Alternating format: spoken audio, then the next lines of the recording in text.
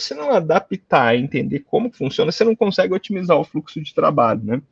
E aqui a gente entra, Elemar, já puxando o gancho do que a gente está falando sobre processo de desenvolvimento, o líder técnico, ele é um guardião também do método, sabe? Ele também é o cara que ajuda o time dele a performar mais, garantindo um bom método de trabalho, sabe? E aqui a agilidade vai ajudar bastante para ele conseguir, primeiro, mensurar como que esse time está entregando, onde que eventualmente esse time está fraquejando, o tempo de resposta desse time é satisfatório ou não é satisfatório. Então ele vai te trazer um arcabouço de ferramentas para você conseguir direcionar seu time para ele tornar mais eficiente. Você conseguir analisar que papéis faz mais sentido ou que você precisa compor dentro do seu time. Você ter método para conseguir explicitar prioridade, conduzir conversa de priorização, conduzir um planejamento, enfim, acaba sendo também aí conhecimento fundamental para conseguir fazer seu time entregar mais. E aqui, Fernando, tem um ponto importante, né? Tem alguns aspectos a mais que a gente fala sobre agilidade, tá?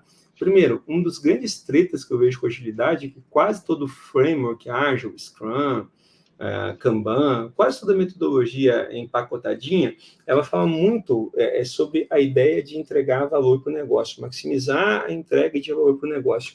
E tem um livro muito bacana que eu queria recomendar, inclusive, a leitura para todo mundo, inclusive para você, Fernando, não sei se você já leu, The Art of the Business Value. Esse livro é um livro do Mark Schwartz, em que ele faz algumas provocações interessantes. Ele começa, cara, logo no início, me dando um soco no estômago. Ele fala o seguinte, ó, com muita frequência, times de tecnologia confundem valor para o negócio com valor para o usuário, né? E aí você fica maximizando o valor para o usuário, que não necessariamente é o que define valor para o negócio. E aí, eventualmente, também, né, Fernando, você tem que começar a pensar, o líder técnico que vai acabar nessa máxima de agilidade, tentando verificar como que a empresa funciona. Algumas empresas, por exemplo, vão ter a figura de um gerente de produto, né, um product manager, que se você estiver utilizando Scrum como metodologia, você escolhe, não, beleza, então na empresa nós escolhemos o Scrum, por exemplo.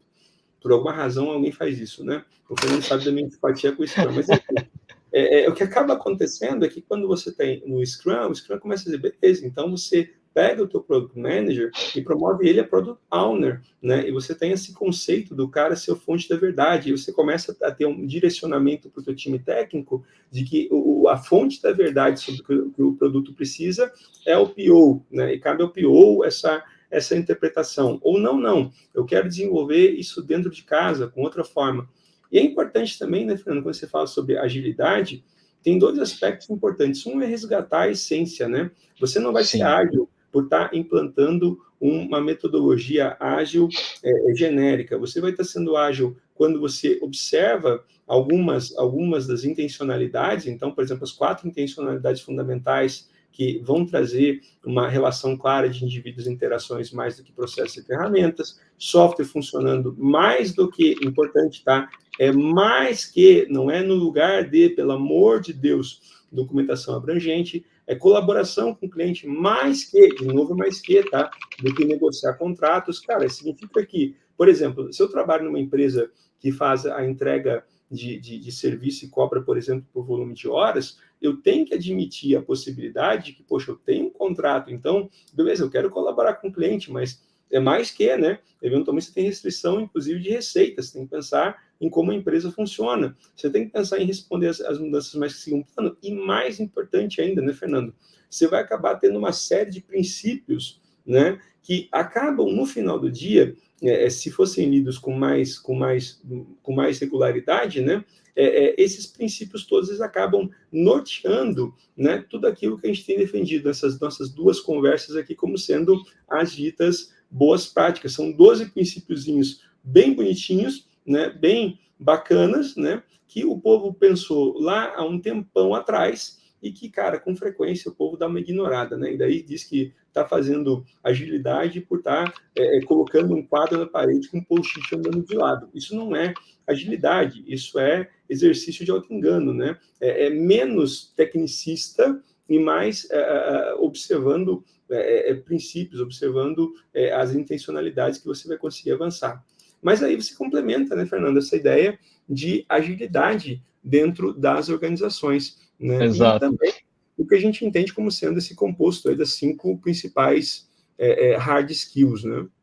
Exatamente. E Elemar, você comentou um pouco um ponto interessante, tem até um artigo nosso no site da Eximia, não sei se você vai lembrar desse artigo aqui, que a Scrum não torna nenhum time ágil, né? Que é exatamente esse conceito de, cara, só o método não vai te trazer nada de agilidade. Na verdade, você vai seguir uma série de protocolos que daqui a pouco podem estar criando mais problemas do que solução para você mesmo, né?